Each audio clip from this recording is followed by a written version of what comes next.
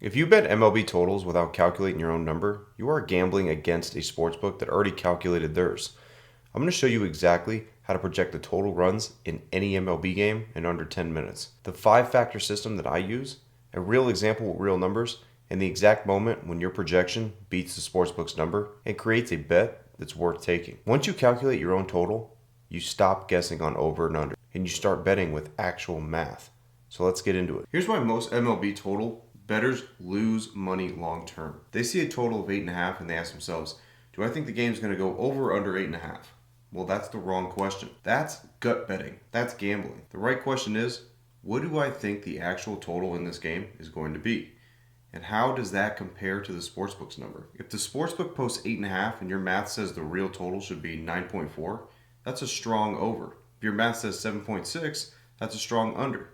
If your math says 8.5, there's no edge. Then you just skip the game. The sportsbooks have entire teams of analysts using sophisticated models to set these numbers. They factor in starting pitchers, bullpen quality, lineup strength, weather, ballpark, umpire, and dozens of other variables. They post a number that's usually within about a half run of where it should be. But usually within a half run leaves room for an edge. When the sportsbook misses by a full run or more, that's your opportunity.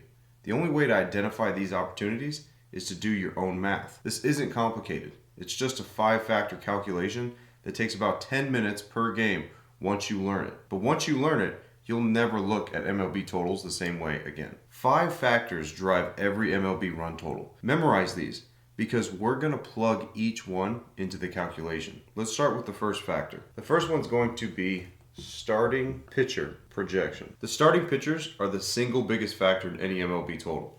A starter who pitches 6 innings of 2-run baseball produces a completely different total than one who lasts 4 innings and allows 5 runs. You need each pitcher's expected runs allowed in this start. Pull each starter's season ERA, their last 5 starts ERA, and their splits against right-handed versus left-handed batters depending on the opposing lineup. Number 2 is going to be bullpen strength. After the starter exits, the bullpen takes over. A team with a 2.5 bullpen ERA gives up far fewer runs than a team with a 5 bullpen ERA. Pull each team's bullpen ERA for the season. Also, check who's available.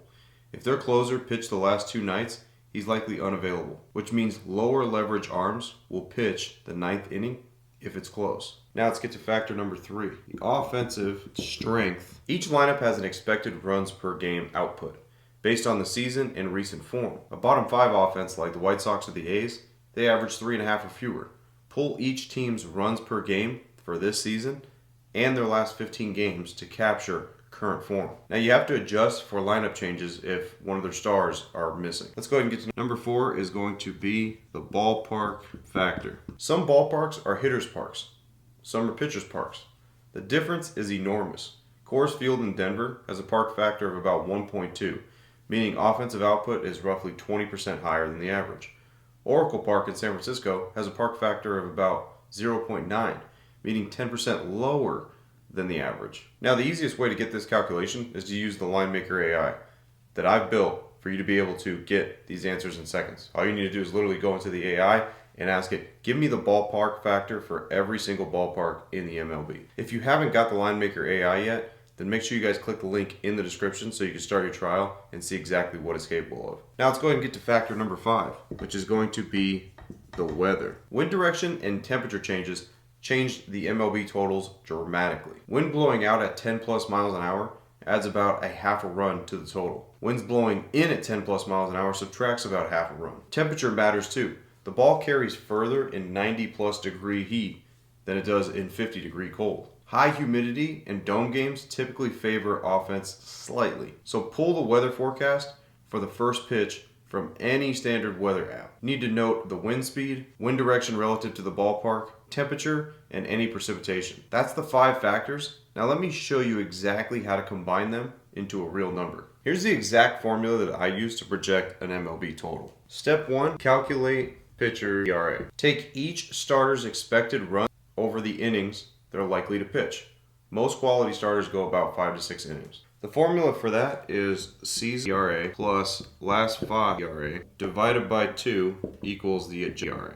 Then you take your adjusted ERA and you divide that by 9. And that gets you your expected inning. Expected innings equals expected runs allowed. So let me run a little example for you so you guys can see how that works. A pitcher with a 3.6 season ERA and a 3.0 ERA in the last creates an adjusted ERA of 3.30. Now, if he's expected to go 6 innings, his expected runs allowed would be 3.30 divided by 9, which would equal 2.2 runs. Now you want to do this calculation right here for both starters. Now step 2 is going to be calculating bullpen runs allowed. Each bullpen typically covers 3 to 4 innings.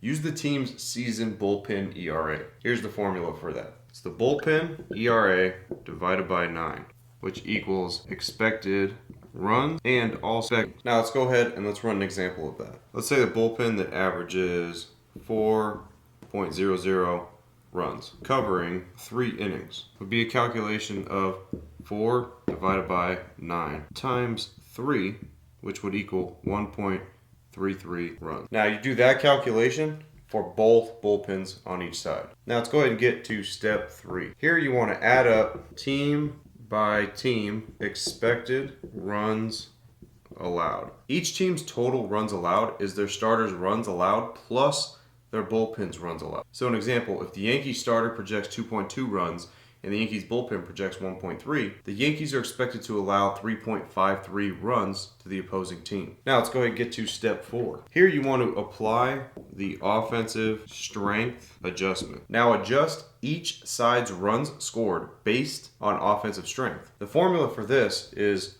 opposing teams runs allowed times teams runs per game. Then you divide that by the league average runs per game. The league average is currently about 4.4 runs per game. If a team averages 5 runs per game, their offensive multiplier is 5 divided by 4.4, which equals 1.14. They score 14% more than the league average.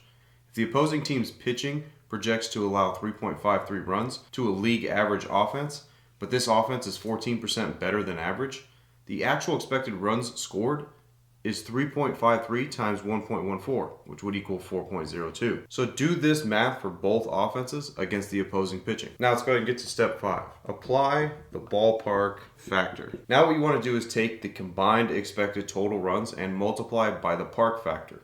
If both teams project to score a combined 8 runs in a neutral park, but the game is at Coors Field with a 1.20 park factor, then the adjusted total would be 8 times 1.20, which would equal 9.6 runs. If the game is at Oracle Park with a 0.9 park factor, then the adjustment total would be 8 times 0.90, which would equal 7.2 runs. Now let's go ahead and get on to step 6 is the weather adjustment. Now if the wind is blowing out 10 plus miles per hour, then you add 0.5 runs. If the wind is blowing in 10 plus, take away 0.5 runs. Wind that's 5 to 10 miles per hour in any direction, you either add 0.25 or you take away 0.25 runs. Temperature above 85, you add 0.2. Temperatures that are below 50, you take away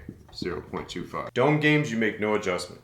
Calm wind and moderate temperatures means no weather adjustment either. Your final projected total after you do all 6 steps, that's the projected total that you will be able to compare to the sportsbook's number.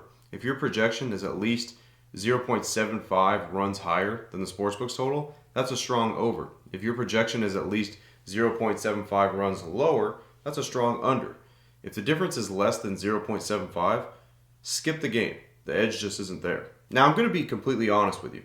This 10-minute manual calculation works, and I've done it for thousands of games over my career. The math is sound and the edges are real, but doing this manually for every MLB game on a slate would literally take you 2 to 3 hours per night. So most bettors aren't going to do that. So you have 2 options here. Option 1 would be to pick 3 to 5 games per night where you have a strong feel and do the full calculation on those. This is realistic for most bettors and still produces a positive edge over time. Option 2, you let the Linemaker AI just do the math for you.